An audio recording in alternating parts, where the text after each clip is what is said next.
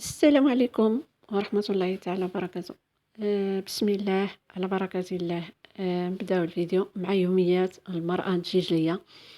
هنا جيتكم بوصفة المقروط بريستيج اللي داير خلاف ضجة، يعني ومقروط المنظر وذوق صراحة.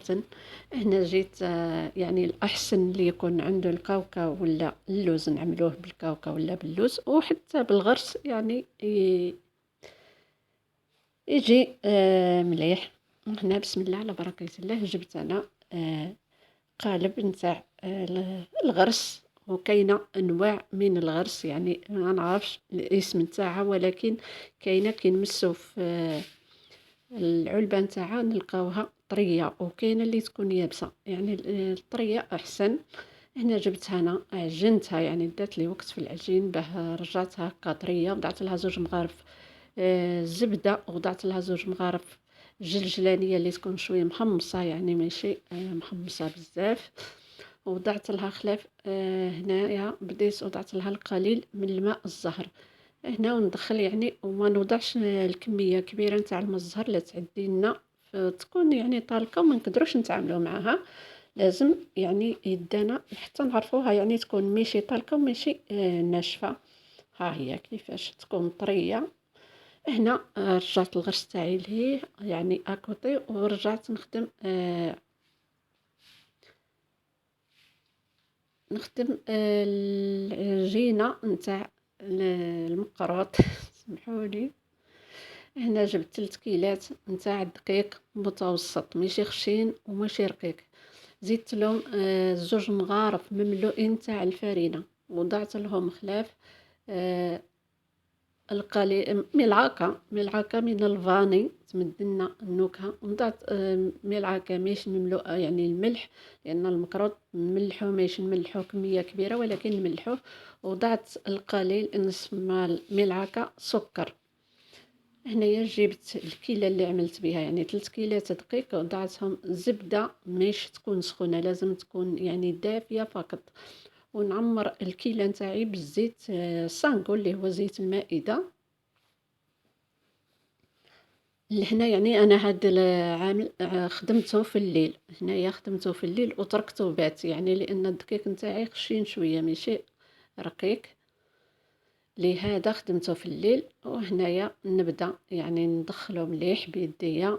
هنا أنا اقتصاد خياتي ما نخليه ولا في الملعقه ولا في الصحن ضروري يعني التبديل ما كانش.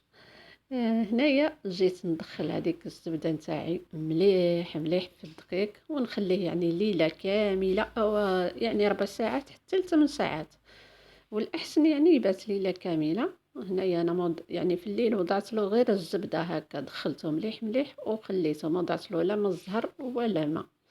هنا دخلته مليح، يعني عطيته الوقت يعني دي 5 دقايق هكاك، باش لان السميد نتاعي شويه خشين، باه تدخل فيه الزبده كامل، ماشي يعني وحده تقاس وحده لا.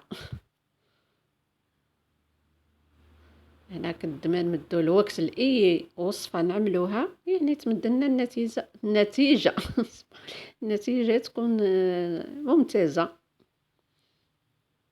ها هي يعني هكا، ودروك نرجع يعني نعمل الكوريا هكا بيدي باش نشوف ما نبسس ولا لا، ولا نزيد له.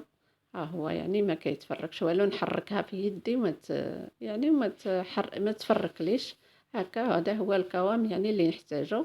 وفي هاد الكيلة يعني نقدروا نعملوه المقلة، والا هو ضروري المقلة، يعني خلاف نزيدو الفرينة، يعني بدل ما نحطو 2 نحطو 3 باه يعني اونكا تكون وحده ما تعرفش مبتدئه يتفرق لها في الزيت. هذه هي. هنا جبت انا خلاف في الصباح، يعني جبت باش نطمو بالماء وما الزهر.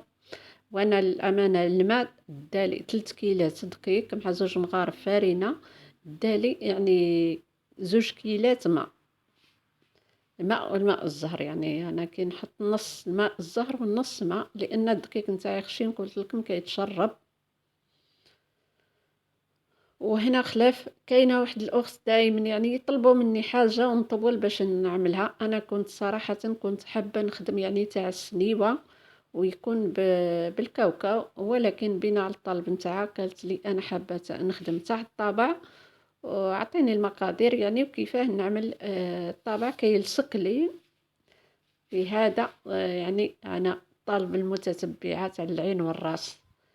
بدلت خدمت هذا ولو أنا يعني يعجبني تاع السنيوة أحسن صراحةً. لهنا جيت نخدم الكوريات يعني الكورية نتاع الدقيق نخدموها ماكسيموم تاع يعني 25 غرام وهذيك تكون 15 غرام هكاك. ها هو داك نتاعي يعني اللي مربع، الطابع نتاعي المربع ماشي مدور. وهنا ها هي كيفاه يعني أنا ما وضعت له والو، مسحته في الأول يعني بالزيت ووضعت له الفرينة الخطرة الأولى الطابع هذاك فقط. ها هو ولا هذا هنا ها الطابع هما نتاعي الكوريات يعني يعني اللي عنده نخدموهم الجهتين، الكورية عنده جهة اللي عندها هذيك الدخلة يعني تكون في الوسط نتاع والجهة يكون الدقيق تقريبا نتاع مسقم. مي هذه أحسن الغرس يدخل فيها نحاولي هنا بعد ما يدخل طيبته. فيها ها العسيلة هو يعني تحت يعني منه يكون وخلاف فوسفوريا جاتني وضعوه مليحة في باش النص يعني نزينها. باه يدي وقت يطيب ما يبقالناش خطر في الوسط. وهنا جبت أنا المكسرات يعني يكونوا اختيار، عندي الفستق وعندي القليل من القرقع اللي هو الجوز، وعندي وعندي الكرز نطعت لهم ملعقة نتاع الجيلاتين وملعقة نتاع العسيلة، دفيتهم وخلطتهم فيهم ووضعتهم فوق هذا المكروط نتاعي. ها هو النتيجة، ها هي كيفاش يعني. وانا عطيته وقت في الطياب وجاي تقرمش صراحة، جا هايل هايل. ها هو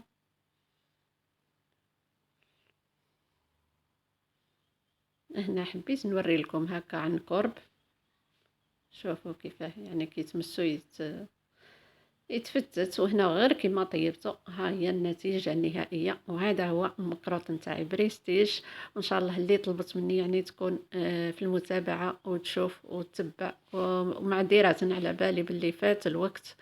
ان شاء الله تخدموا والو في صاير ليا ماشي غير العيد.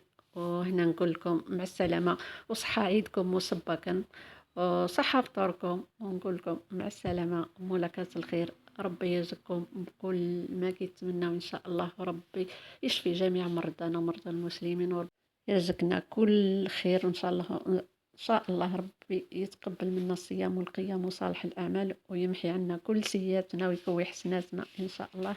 وهنا نقول لكم مع السلامه وملاقات الخير في فيديو اخر ان شاء الله. ما تنساوناش الجميع الحبابات بارطاج فضلا وليس امرا، وجزاكم الله خيرا. تهلاو في رواحكم. سلام.